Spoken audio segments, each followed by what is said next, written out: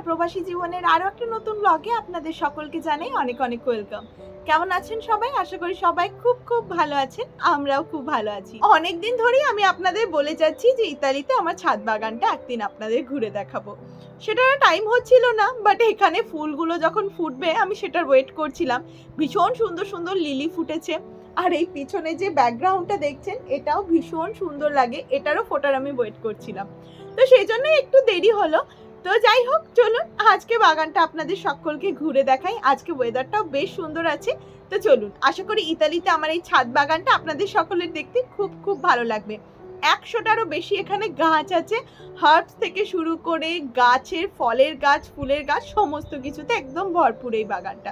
তো চলুন আমার এই ছাদ বাগানটা এবার আপনাদের ঘুরে দেখাই। আশা করি আপনাদের সকলের এই ছাদ বাগানটা ভীষণ ভীষণ সুন্দর লাগবে। তো ব্লগের সাথে অবশ্যই থাকুন। আর হ্যাঁ, ছাদটা ঘুরে দেখার আগে আমার প্রবাসী জীবনের ব্লগ যদি আপনাদের ভালো লাগে আর মিওর দুষ্টু মিষ্টি ব্লগ দেখতে যদি আপনাদের ভালো লাগে, তাহলে অবশ্যই করে আমার চ্যানেলটাকে সাবস্ক্রাইব করে দিন। তো এখন এসে গেছি আমাদের ছাদ বাগানে। আর ছাদ বাগানে ঢুকতে না ঢুকতেই এই লেবু গাছটা তো আপনাদের ব্লগে অনেকবার দেখিয়েছি। আর তার নিচেই ধরেছে অসংখ্য ফুল। আর ফুলগুলো প্রায় আমার হাতের থেকেও অনেকটা বড় বড় ফুল। আমি জানি না ভিডিওতে কতটা বোঝা যাচ্ছে, বাট ভীষণই বড় ফুলগুলো। আর এই ফুলগুলো যতদূর সম্ভব কোনো এক প্রজাতির লিলি। আর এই ধরনের বিভিন্ন কালারের লিলি কিন্তু আমার ছাদ বাগানে রয়েছে। যেমন এই যে, এটাও এক ধরনের লিলি। আর এগুলোর পার্টিকুলার হয়তো লিলিগুলোর অনেক নামও হতে পারে, কিন্তু সেগুলো আমার খুব একটা জানা নেই। আর আমি যে জায়গাটার কথা আপনাদের আগেই ভিডিওতে বলছিলাম, এই যে এই জায়গাটা, এই ফুলটার নাম আমি বাগান বিলাস হিসাবেই চিনি। আর এটাকে যাতে মেনটেনভাবে থাকে সেই জন্য দেওয়ালে একটা বেশ সুন্দর সেট আপ করা আছে। এগুলো কিন্তু আমরা কোনোটাই নিজেরা করিনি, খুব কম সংখ্যক গাছ আমাদের নিজেদের লাগানো। আর তাছাড়া আমাদের হাউস ওনার কিন্তু ভীষণ সুন্দর গার্ডেনিং করতে ভীষণ পছন্দ করে। আর এখানে দেখেছেন লিলির প্রচুর সম্ভার রয়েছে। যেমন আপনাদের প্রথমে একটা দেখালাম লাল লিলি, আর এটা একটা সাদা। এত অপূর্ব দুর্দান্ত লাগছে লিলিগুলো দেখে। আর এরকম লিলি আমাদের গোটা ছাদটা একদম ভরে রয়েছে। আর আপনাদের তো বলছিলামই প্রচুর প্রচুর গাছ আছে এখানে, কারণ ছাদটা ভীষণই বড়। আর ছাদে বেশ সাইড করে সমস্ত গোটা ছাদটা জুড়ে কিন্তু রয়েছে অনেক অনেক ধরনের গাছ। আর সত্যি কথা বলতে এই সাদা লিলিটা এত ভীষণ ভালো লাগে। আর ছোটোবেলায় একটা মুভিও দেখেছিলাম, ব্যান্ড বাজা বারাত। সেখানে না এই লিলিটার কথা উল্লেখ ছিল কোথাও, মানে ওই ওয়েডিংয়ের জন্য। সেখান থেকে আমার ভীষণ ফ্যাসিনেটেড ছিলাম আমি, যে কোনো দিন না কোনো দিন এইরকম লিলি আমি অবশ্যই কিনবো। বাট কখনো ভাবিনি যে আমি যে বাড়িটায় কোনো দিন থাকবো সেখানে এরকম অসংখ্য লিলি ধরে থাকবে। তো চলুন, এদিকটা তো দেখালাম ছাদের, এবার ঘুরে ঘুরে অন্য সাইডগুলোও দেখাই। এই যে আপনাদের বলছিলামই প্রচুর প্রচুর লিলি ধরেছে। তার মধ্যে দেখেছেন ওখানে আবার একটা লাল লিলি ধরেছে, আর এখানে ধরেছে একটা সুন্দর অরেঞ্জ কালারের লিলি। মানে এটাকে ঠিক আগুন আগুন কালার বলা চলে আর কি।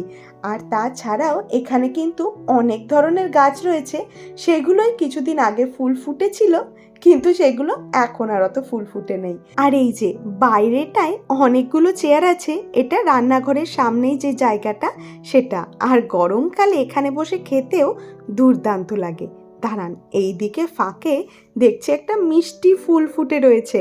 এই ফুলটা সত্যি কথা বলতে কি ভিডিও করতে করতেই আমার হট করে চোখে পড়লো। এত কোণের দিকে হয়েছে, সচরাচর তেমনভাবে জল দেওয়ার সময় অত চোখে পড়ে না।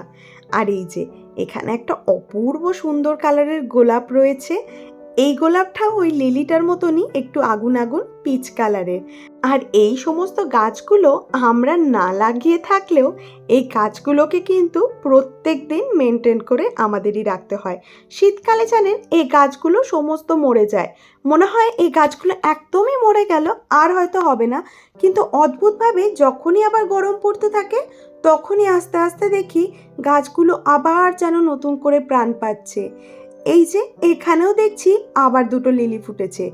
এত ভীষণ এখানে লিলি হয়েছে, প্রায় আমার বাগানটা এখন লিলির বাগান হয়ে গেছে। আর তার সাথে সাথে রয়েছে অসংখ্য সুন্দর সুন্দর গোলাপ।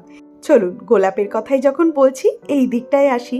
এই দিকটায় বেশ সুন্দর সুন্দর গোলাপি রঙের দুটো খুব বড় বড় গোলাপ ফুটেছে, আর কালারগুলো এত অদ্ভুত সুন্দর না, আমার নিজের বাগানে হয়েছে তাই কিন্তু বেশ আনরিয়েল লাগছে। সুমন আমার সাথে সাথে, আমি ভিডিও করছি যখন, মিওকে নিয়ে গাছে জল দিচ্ছে। সুমন অফিস থেকে ফিরলেই মিওর ফেভারিট কাজ হয়ে গেছে এখন বাবার সাথে গাছে জল দেওয়া। ও ভীষণ এনজয় করে, আর ওকে যদি একটু ছেড়ে দেওয়া হয় পাইপ নিয়ে, ও নিজেই গোটা ছাদ ঘুরে ঘুরে বেড়ায়, আর সব গাছের নিচে পাইপটাকে এমনি গাছে জল দেওয়ার মতো করে। ওটাও দেখতে ভীষণ সুন্দর লাগে। আর এই যে এই গাছগুলো একদম বৃষ্টিতে স্নান করে গেছে মনে হচ্ছে, তো অপূর্ব সুন্দর লাগছে এখন। আর গোলাপ, লিলি এগুলো আমি সচরাচর একটু আধটু দেখে থাকলেও এই যে ফুলটা ফুটেছে এটা না আমি এই ইতালিতে প্রথম দেখেছি। বাট আমাদের ওদিকে হয়তো পাহাড়ের দিকে হয়তো ফোটে, কারণ আমার মা বলছিল মারা নাকি কিছুদিন আগে বেড়াতে গেছিল, তখন এই ফুলটা নাকি দেখেছে। বাট আমার দেখা এটা প্রথম। আর বাগানটা জুড়ে এটা এমন আলো হয়ে থাকে, রাত্রেবেলায় চাঁদের আলোটা পড়লে অপূর্ব সুন্দর লাগে। আর এই যে আবারও কিছু লিলি, এখানেও একটু লাল মতো একটা লিলি ফুটেছে। আমার বাগানটাতে লাল লিলিটা না অনেকটাই বেশি, তার সাথে সাথে রয়েছে আরও সুন্দর সুন্দর কিছু গাছ। এই গাছগুলো, ফুলগুলো দেখতে অত সুন্দর লাগলেও এগুলোকে কিন্তু মেনটেন করা সারাদিনের জন্য একটা ঝক্কি হয়ে দাঁড়ায়। দাঁড়ান আপনাদের একটা বহু আমাদের পরিচিত গাছ দেখাই। এই যে রক্তকরবী বলে আমরা চিনি, জানি না এটা আপনারা কে কী নামে চেনেন, বাট এই রক্তকরবীগুলো কিন্তু 3টে বড় বড় গাছ আছে, আর দেখছেন কত কুঁড়ি হয়েছে। এটাও কিন্তু কিছুদিন পর গাছ আলো করে ফুটবে। আর আজকের ওয়েদারটাও কিন্তু ভীষণ মনোরম, একটু করে মেঘটা সূর্যকে ঢাকা দিয়ে দিচ্ছে, আবার সূর্যটা উঠছে। তো ঘুরে ঘুরে বাগানটা দেখতেও আজকে আপনাদের সাথে আমারও বেশ ভালো লাগছে। চলুন, গোটা বাগানে লিলিতে এখন ভরে গেছে। আপনাদের লিলি দেখিয়ে দেখিয়ে আর বোর করব না, একটু রাস্তাটা দেখাই। চার্চের সামনেই রাস্তাটাও ভীষণ অপূর্ব লাগে দেখতে, আর এত উঁচুতে থাকা হয়, দেখতে একটু ঝুঁকে দেখলে ভয়ও লাগে বইকি। এই যে এইদিকেও ওই যে প্রকারের লিলিটা প্রথমেই দেখালাম তারই একটা ভার্সন এদিকেও হয়েছে। আমাদের দেশে এই গাছটিকে বা এই ফুলটিকে কী নামে চেনা যায় সেটা আমাকে কমেন্টে আপনারা জানলে অবশ্যই জানিয়েন, আমার বেশ ভালো লাগবে জানতে। আর এই যে তার সাথে রয়েছে এখানে প্রচুর পরিমাণে ঝাউ গাছ, আর রয়েছে রোজমেরি। এই যে দেখছেন যেন রোজমেরির একদম বাগান হয়ে রয়েছে, কারণ এদিকে ওই বেক টেক করার সময় বা একটু প্যান ফ্রাই করে কিছু খাওয়ার সময় রোজমেরি দিয়ে খাওয়ার বেশ প্রচলন আছে। আর তার সাথে সাথে রয়েছে বিভিন্ন ধরনের বেজেলও। আসুন এইদিকে আস্তে আস্তে ঝাউ বাগানগুলো দেখতে দেখতে আরও একটা সুন্দর ফুল দেখাই। এটা ফুলটা চেনা একদমই গোলাপ, কিন্তু গোলাপটা এমন লাল সাদা গোলাপিতে ছিটে ফোঁটা দেওয়া গোলাপটা অপূর্ব সুন্দর লাগছে। দাঁড়ান কাছ থেকে দেখাই তাহলে বুঝতে পারবেন। দেখছেন এদিকে একটু লালটা বেশি, ওই দিকটায় একটু সাদাটা বেশি, মনে হচ্ছে যেন 2-4টে গোলাপের গাছ একসাথে হয়েছে। কোনোটাতে একটু হলুদের ছোঁয়া, কোনোটাতে সাদার ছোঁয়া একটু বেশি। ভীষণ সুন্দর লাগে এই গাছটা। আর আমার এই ছাদ বাগানটায় গোলাপের সংখ্যাও কিন্তু বেশ অনেক। এখন হয়তো সমস্ত গাছে গোলাপ ফোটেনি, কিন্তু বেশ প্রায় অনেক কটা গাছেই ফুটেছে। এই যে এই গোলাপটা একদম স্নান হয়ে গেছে মনে হচ্ছে। এটা আমাদের ওখানে যে দেশি গোলাপ বলা হয় সেটাই মনে হয়। এক একটা ডালে প্রায় গোলাপের সাথে 5-6টা কুঁড়ি ধরে আছে, তো হাত দিতেই ভয় লাগছে, মনে হচ্ছে যদি ভেঙে যায় খুবই খারাপ লাগবে। কিন্তু গাছটা একদম আলো হয়ে আছে, কিছুদিন পর হয়তো আরও সুন্দরভাবে ফুল ফুটবে। দেখতে পাচ্ছেন একদম নিচ থেকে শুরু হয়ে গোটা গাছটায় প্রচুর প্রচুর গোলাপ ধরেছে, আর তার সাথে রয়েছে অসংখ্য পরিমাণে কুঁড়ি। বেশ সুন্দর লাগছে গাছটা দেখতে। আর এই গাছগুলোকে কিন্তু মেনটেন করাও খুব একটা সহজ হয় না। এই গোলাপগুলো ফোটার পর গোলাপের যে ফুলগুলো হয়ে যায় সেগুলোকে কাটা, গোলাপ গাছগুলোকে ঠিক করে মেনটেন করা, কারণ এখন বেশ গরম পড়ে গেছে ইতালিতে, আর একটু যদি জল না দেওয়া হচ্ছে তাহলে কিন্তু একদম শুকিয়ে যাচ্ছে। দাঁড়ান এখানে একটা অপূর্ব সুন্দর বড় মতো সাদা আর গোলাপি গোলাপ ফুটেছে, সেটাও আপনাদের দেখাই। এই যে এই গোলাপটা এত দুর্দান্ত লাগছে, আর রোদের ছটাটা একটু পড়েছে, তাতে যেন আরও শোভাটা বেড়ে যাচ্ছে।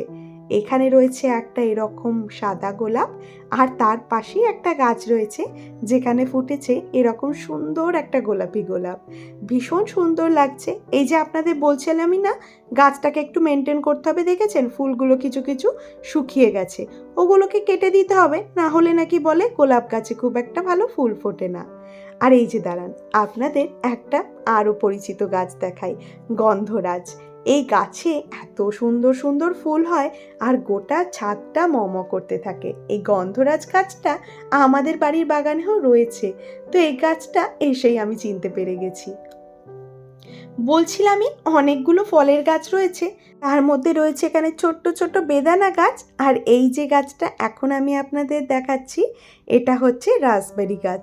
বাড়িতে রাসবেরির সাথে সাথে স্ট্রবেরি গাছও আছে, কিন্তু রাসবেরি গাছে এত পরিমাণে রাসবেরি ধরেছে, গাছের পাতার থেকে যেন মনে হচ্ছে ফল বেশি হয়ে গেছে। তো আসুন এই দিকটা আর একবার ঘুরে দেখাই। এই দিকটাতেও কিন্তু যে ফুলগুলো ফুটে আছে সেগুলো একদম গাছ আলো করে ফুটে আছে। এই ছোট ছোট গাছগুলো কিন্তু বাগানের শোভাটা আরও বেশি বাড়িয়ে দেয়, কারণ যে সমস্ত হাইব্রিড গোলাপগুলো আছে সেগুলো হয়তো কখনো একটা ফুটছে, কোথাও দুটো ফুটছে, আর এই গাছগুলো কিন্তু অসংখ্য অসংখ্য ফুল ফুটে থাকে বলে সেজন্য কিন্তু বাড়ির একটা শোভাটাই যেন বাড়িয়ে দেয়। এইখানে কিছু কিছু গাছ আমারও লাগানো আছে। এই যে এই গাছটা আমি আগের যে বাড়িটায় থাকতাম তখন কিনেছিলাম, কিন্তু সাথে নিয়ে এসে একটু বড় জায়গায় লাগাতেই দেখছি অনেক বড় হয়ে গেছে গাছটা, আর ফুটেছে দুর্দান্ত দুর্দান্ত ফুল। আর তার সাথে এ বাড়িতে না রয়েছে বিভিন্ন ধরনের ক্যাকটাস জাতীয় গাছ, আর রয়েছে আমাদের বাড়িতে বলা হতো পাথরকুচি, ওরকমও প্রচুর পরিমাণে গাছ রয়েছে। আর রয়েছে তো বলেইছি নানা ধরনের পাতাবাহারের গাছ, তার মধ্যে এটা একটা রয়েছে। আর এই যে এটা কি জানি অ্যালোভেরা পাতার মতো একটা ওই ক্যাকটাস ধরনেরই গাছ হবে। এখানে হয়েছে লম্বা লম্বা কিছু ফুল, এই ফুলগুলো কি ফুল আমি জানি না, আমি এই ক্যাকটাস গাছের এইরকম ফুল আমিও প্রথমই দেখছি। আগের বারে যখন এসছিলাম তখনও কিন্তু এই ফুলগুলো আমি খুব একটা দেখিনি, কারণ তখন হাউস ওনার হয়তো বাড়িতে তো ছিলেন না ওরকমভাবে, তো বাড়ির যত্ন তেমনভাবে উনিও করতে পারেননি, সেজন্য হয়তো এগুলো দেখা যায়নি। আর এই যে দেখছেন এই গাছটা কি অদ্ভুত, পাতা হয়েছে, পাতার পাশে পাশে আবার হয়েছে অসংখ্য পাতা। তো এই রকম নানা ধরনের উদ্ভট উদ্ভট গাছেও কিন্তু এই বাড়ির বাগানটা একদম পরিপূর্ণ। তো আমার এই প্রবাসের ছাদ বাগানটা কেমন লাগলো আমাকে অবশ্যই জানিয়েন, আর ভালো লাগলে আমার এই ভিডিওটাকে একটা লাইক করে দিন, আর আমার প্রবাসী জীবনে আরও অনেক অনেক ব্লগ দেখতে আমার চ্যানেলটাকে সাবস্ক্রাইব করে দিন। এই যে বাইরে বসার যে জায়গাটা একটু আগে দেখালাম, সেখানে এবার একটা কফি নিয়ে বসে একটু নিজের মতো সময় কাটাবো, কারণ মিওকে ওর বাবা একটু দেখছে। তো চলুন আজকের মতো ব্লগটা আমি এখানেই শেষ করছি, দেখা হচ্ছে খুব শীঘ্রই।